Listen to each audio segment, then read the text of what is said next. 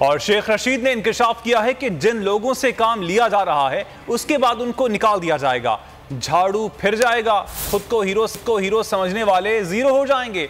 ये बुज़दिल लोग हैं, अपने केसेस से बचना चाहते हैं। इस वक्त सियासत नहीं, एक शख्स के खिलाफ इंतकामी कार्रवाई हो रही है। इमरान खान को दीवार से नहीं लगाया जा सकता।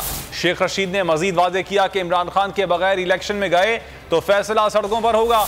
इमरान खान के 8 हलकों से कागजात ठीक हैं, फैसलाबाद से कागजात मुस्तरद हुए, वो भी ठीक हो जाएंगे।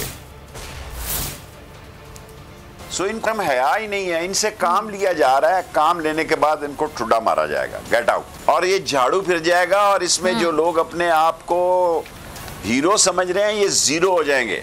इनकी सियासत ख़त्म है, ये अपना टाइम पूरा कर चुके हैं और ये अपने केसों से बचना चाहते थे। ये बुज़दिल लोग हैं, ये जेलें नहीं काट सकते।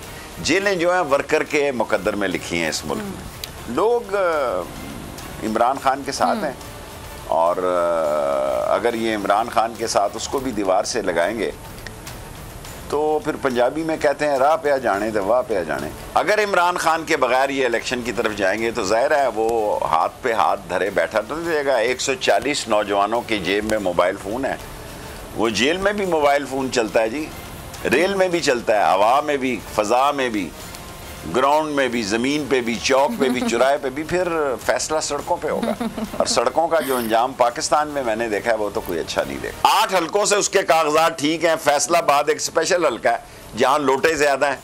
8 जगहों पे ठीक हुए हैं, एक में रिजेक्ट हुआ है इसलिए कि वो राना सनाउल्लाह साहब का वजारत दाखिला का हल्का है और वो नहीं चाहते कि वहाँ कोई ऐसी बात हो। ऐसी बात हो के रहेगी। सब्सक्राइब करें और बेल दबाएं ताकि कोई खबर रह न जाए।